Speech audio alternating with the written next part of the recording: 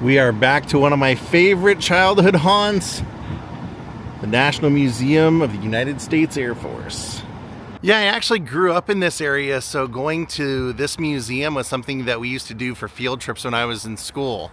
So I haven't been here in a while, but what I wanted to come check out today primarily is they have a fascinating collection of presidential airplanes, including the one that John F. Kennedy's body was brought back from. So this should be a cool day. Daze with Jordan the Lion and you all begins right now.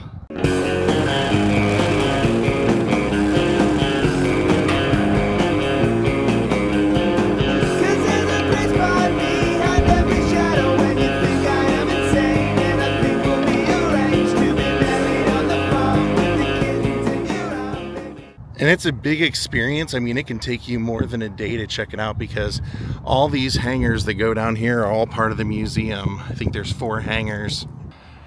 And unless something's changed, the museum has always been free, from what I remember. And they have an amazing IMAX experience if you like that kind of stuff. Even though I mainly want to check out the presidents, you can't be in Dayton, the home of the Wright brothers, and, you know, not talk about them in this museum. So they have a great exhibit on how they got started. They owned a bicycle shop here in town, the Wright brothers, Orville and Wilbur, and eventually created an airplane that could actually fly through the air. So they have some really amazing, that's the 1911. But they have a really amazing recreation to kind of show you what their original plane would have looked like. Over here, this gun is the first shot fired from an airplane. It says at Sheepshead Bay Racetrack near New York from an altitude of 100 feet. Wow, pretty cool. I'll show you a few cool things along the way since we have to work our way through 4 hangars to get to where we're going. Here they're depicting a flight training mishap. You can see this guy's getting balled out.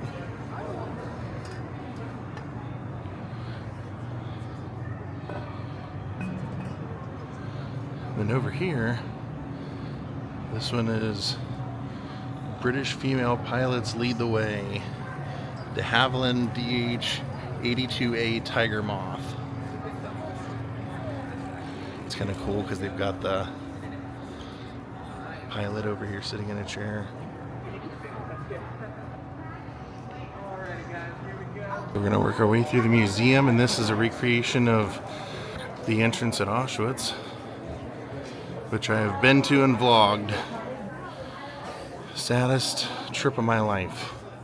I would never go tour that again, but I'm glad I did. Case kind of looks like a jail suit almost. That was what they would put the people in the concentration camp in. That was their uniform. I always remember this plane from being a kid and coming here. It has been on display forever. It's World War II plane. God, isn't that the coolest? I used to have a pair of shoes that look like that. I like that along with the displays, a lot of times they'll have mannequins kind of showing the instance or whatever is going on. Like that guy's up there pointing out of the window and yelling something to this guy.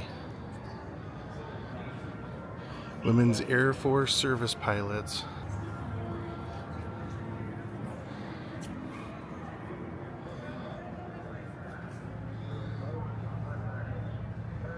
There's the Memphis Belle. B-17F Memphis Belle bomber. Wow. And there's a little fun pic. You can get over here and be a little pilot in there.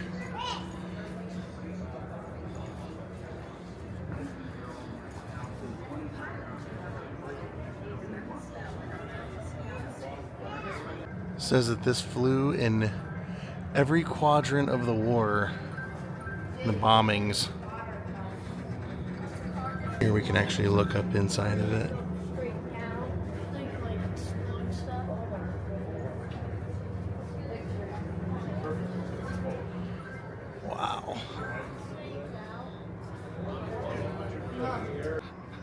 I personally just love, because of growing up in this area, I just love the fact that two brothers that were, selling bicycles figured out how to fly.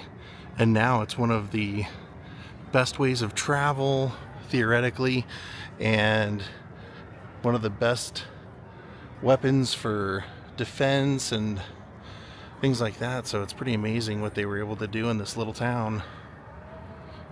Look at the little Joe plane.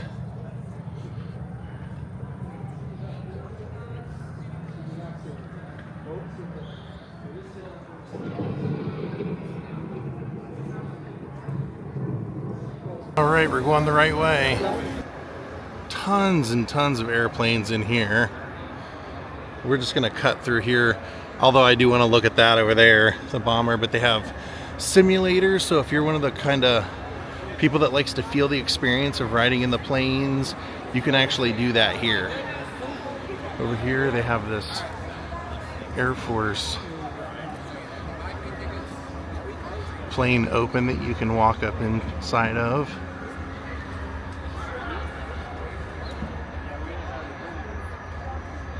Kind of a nice experience they offer here. I'll show a few things over here.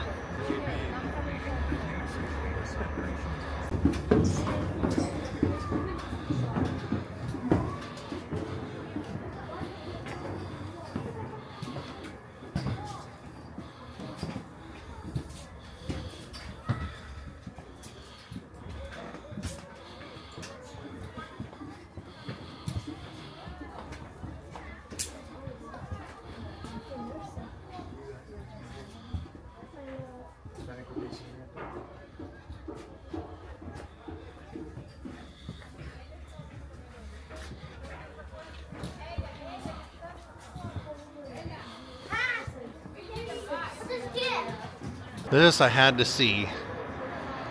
F-22 Raptor. I always like to check this one out.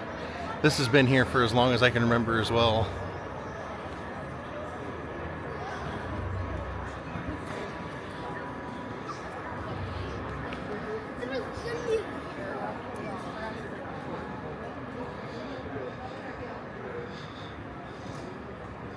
And I definitely wasn't kidding. You do realistically need a full day here or more than one day to see everything. All right, we're in the 4th building, heading to the presidential gallery over here.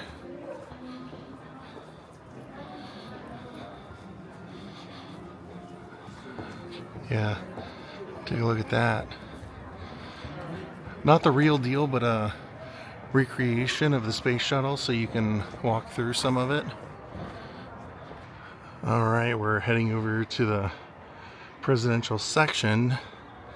There are other places you can see presidential planes. If you go to the Reagan Library, they have one of the Air Force ones. The one that Reagan used is there. But they don't allow you to photograph it, if I remember right. You can't like film anything inside. And then if you go to the Nixon Presidential Library, they have the helicopter that he left office in. So this in front of us is FDR's plane. It does look like we can tour it. So it says it's called the Sacred Cow, the Douglas VC-54C.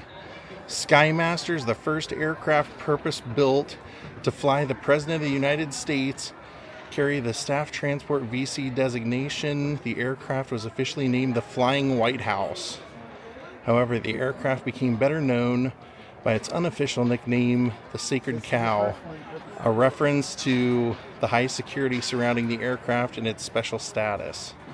In 1943, Roosevelt became the first U.S. president to fly in an airplane while in office, when the Navy-owned but civilian-operated Boeing 314 Clipper flying boat, the Dixie Clipper, transported him to the Casablanca Conference, preferring that the president be flown by an Air Force aircraft and crew. General Hap Arnold, commander of the USAF, ordered that the C-87, a transport version of the B-24 bomber, be converted to fly the commander-in-chief. When the Secret Service expressed doubts about the safety of the plane, They turned to the Douglas Aircraft Company to build a military transport specific to accommodate the special needs of the president. Interesting. The Flying White House. There always has to be one, you know, there always has to be a first. And apparently it was FDR. So it says it's narrow walkways.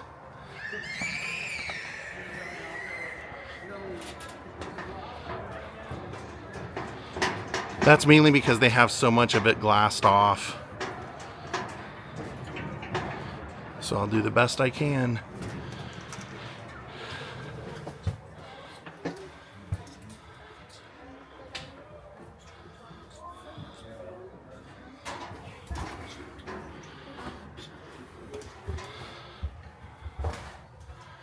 Yeah, there's a barrack right in there.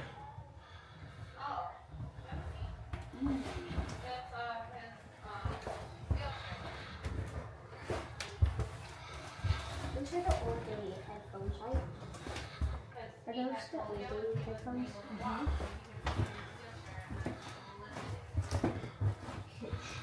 Some luggage.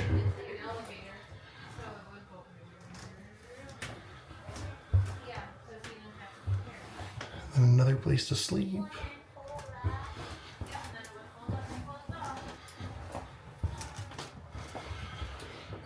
Not fancy by any stretch. Not what Air Force One would eventually become, that's for sure. Neat.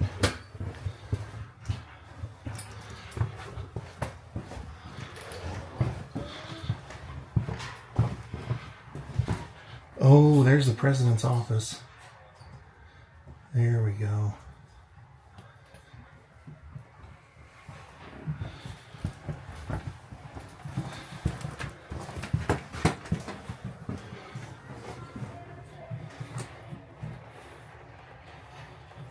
Very cool. That is pretty cool. And then they would bring his wheelchair up through this elevator right there. Wow. All right. This is the Independent. And if I remember right, this was, we'll double check. I think this was Harry Truman's. That would make sense because of where he was from, Independence, Missouri. So this one we can also tour from the other side. I want to see if there's a plaque or anything. There should be. VC-118 on display is the second aircraft built specifically to transport the president. Military version of the Douglas DC-6 commercial airliner. It was used by Truman from 47 to 53. The suggestion of the aircraft's pilot, President Truman, named the Independence in recognition of his hometown, Independence, Missouri. They said the reason for this plane was because the Sacred Cow was becoming aged, and they said they wanted to change a few things, so they included an aft stateroom for the president and a main cabin which seated 24 passengers or 12 sleeper berths. Other improvements included reversible pitch propellers, weather radar, a radar altimeter, autopilot, and other advanced navigation equipment. There's an early photograph of it. So we'll work our way through and tour it. I like to wait till there's nobody in there so I can take my time. This is a very popular museum, by the way.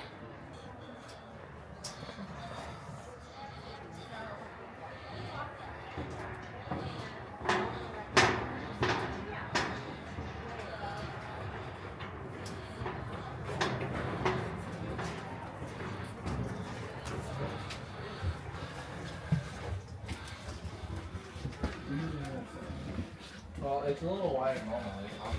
No, I would love to know. There's the aircraft navigation area.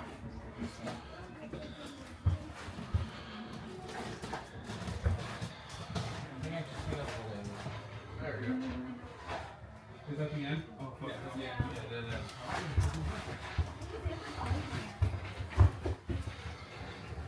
Bathroom.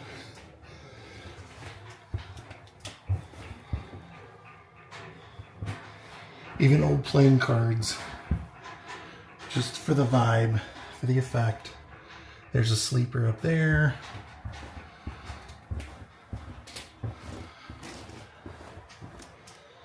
Oh yeah, there's a lot of seating over here.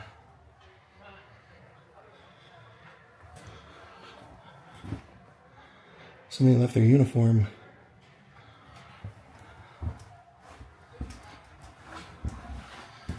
And it's cool, they let you do this with a Kennedy plane as well, so we're gonna.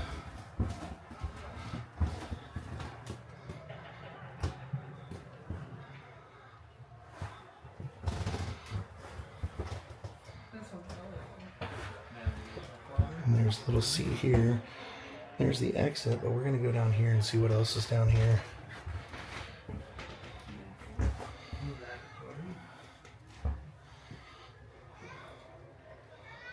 Look at the ashtrays here in the corners. You never see that now.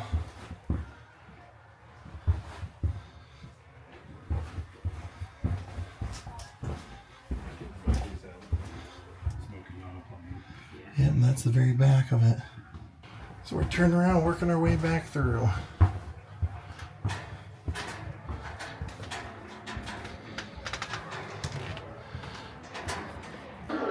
All right, let's go hit the Kennedy plane. I think there's a couple others other than this one, but I really want to see it. This is it. Air Force One. After John Kennedy was shot in Dallas that fateful day by, some believe, multiple shooters, some believe Lee Harvey Oswald, his body was brought back on this plane, and the pilot refused to put the body and casket in cargo, so they removed some of the seats in the plane so that the president could be transported. I think there's a historical plaque for this one as well, so we'll see what kind of details that they give us. They do a great job of that, for sure. Give you a lot of information on what you're seeing, if you're the kind of person that wants to read it and find out.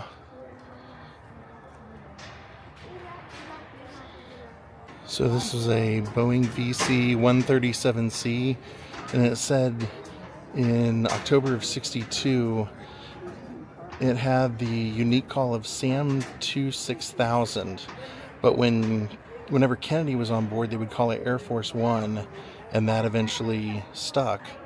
So at the request of John Kennedy, they put a new paint scheme that was developed by Jackie Kennedy.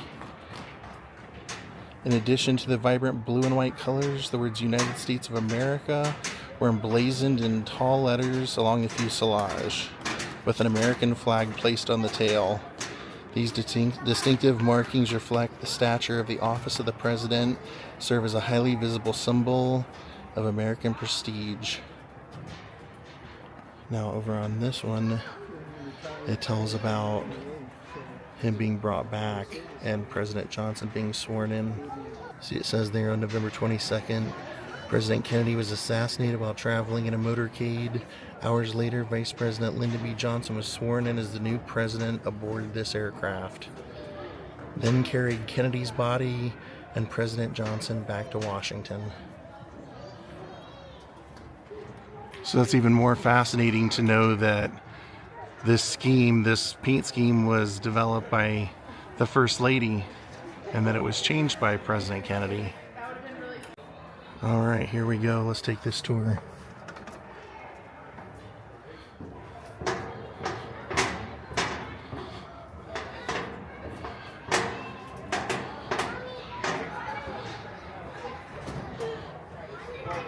Kennedy was brought back.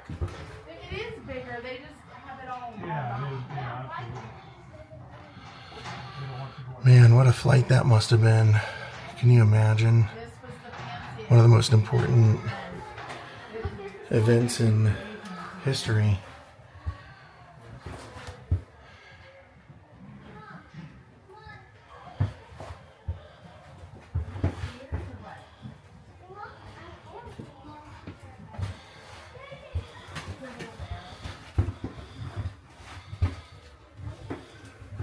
So this is where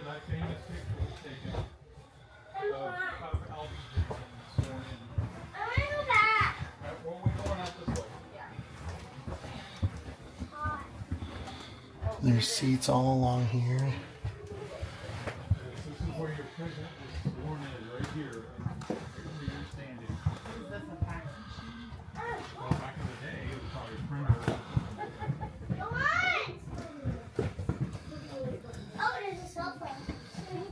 Wow. Kennedy was in a casket in the belly of this thing. I don't care who you are, it's a pretty amazing experience to see Air Force One. So right back here, Probably they were, I think they probably had some. past all this is where they They started making it more for the press.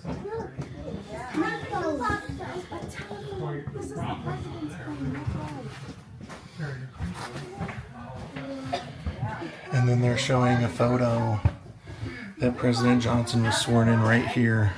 You can see. Yeah, it was right here. Wow.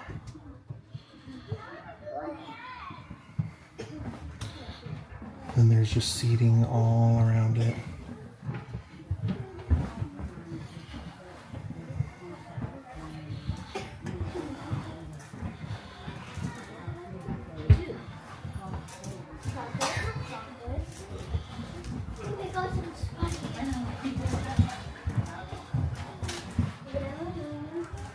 There's a lot of seating on the planes now. There have to be because they take like the press and all kinds of people with them. So, wow, amazing. And it's all free. Museum's free. To tour all the planes is free.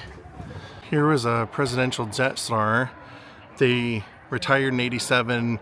It says that it was used to transport for shorter trips and dignitaries. It said whenever the president was on board, meaning President Johnson, they would use the call sign Air Force One as well then in honor of President Kennedy.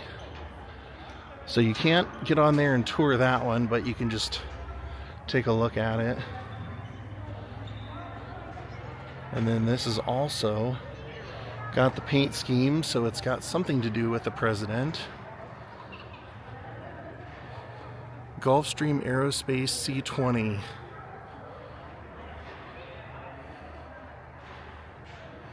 Retired in 2015. This aircraft carried President William J. Clinton, Presidents Carter, Ford, and George H.W. Bush.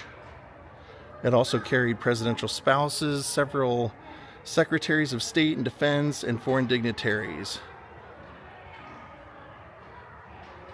It says that it was replaced as one of the main planes in the early 80s. It doesn't say why. So for some reason they have this one hanging from the ceiling where you really can't get a good view. It's right beside the Kennedy Air Force One, but it's Lady Bird Johnson's Beechcraft that she used to travel around in. Like I said, you can't really see anything of it other than the bottom. And then over here,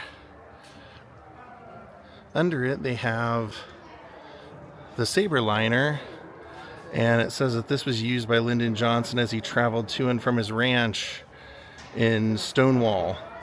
Originally designed for a crew of 2 with 4 passengers, it was retrofitted with a special VIP interior to accommodate 6 passengers and 3 crew members. Following Johnson's death in '73, the aircraft flew as a test bed for advanced avionics. Interesting.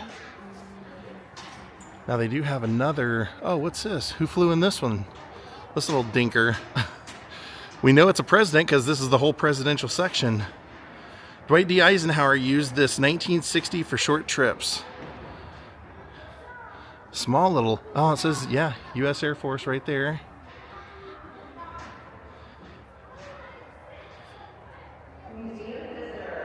Primarily trips between Washington, D.C. and his farm in Gettysburg, Pennsylvania. It says it was the first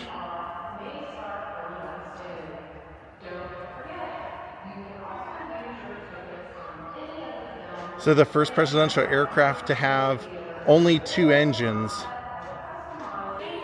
Now speaking of Eisenhower, this airplane right here was also one that Eisenhower flew in. Has his presidential seal right there.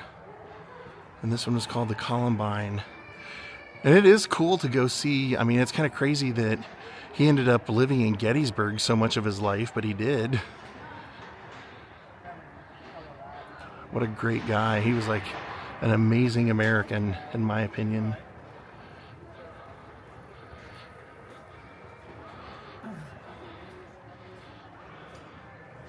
The Columbine 3. It was Eisenhower's personal airplane, it says.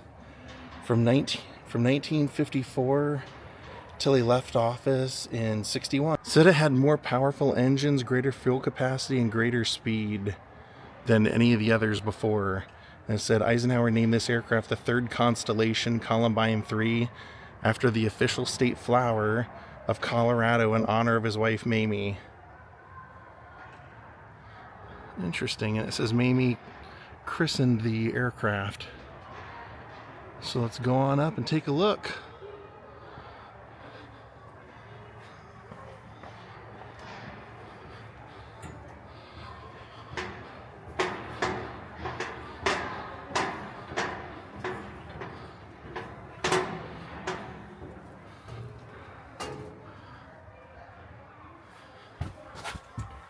Oh yeah, watch your head for sure. I just banged my head on it.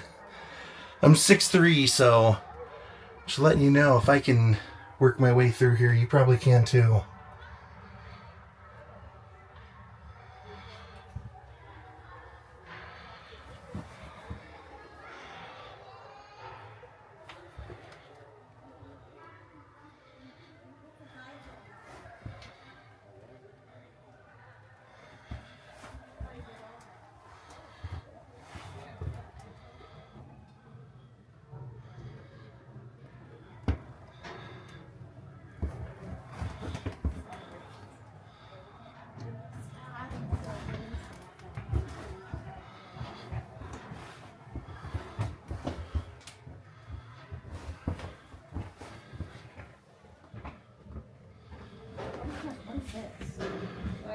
Did you see where the pilot said? Yeah. Is this the photo? Is this? Like probably. Their bags and Probably. their suitcases. The kitchen. It's a nice kitchen. Look out the kitchen. This is Play not some nearly poker. as nice as the other one. Well, it's older. Yeah. Oh, look, that's where they slept. See that bed? Oh, look at that, the projector. There, and they just Movie night. sat on the bed. And a couple of couches. Right here. Hiding. Oh, they watch. Movies. They've got a radio up here. I would rather sleep there. Yeah, me too. Or there. I think I would sleep there instead. South Exit? But back in Eisenhower's day, this is probably pretty nice. Pretty cool tour. Well, my friends, I hope you guys enjoyed this. I actually have a friend who was the flight attendant for Air Force One for several years that I made a video with. I'm gonna go ahead and attach it to the end of this video. Go ahead and click on it. It's really fun, really fascinating. Richard's an interesting guy. Hope you enjoyed this today. It's not often that you get to see inside of an actual presidential plane, but we got to go walk through several today. I hope you enjoyed this. If you're ever in Dayton, Ohio, make sure you check out this museum, the Air Force Museum. We will see you all next time. Have a great night and goodbye.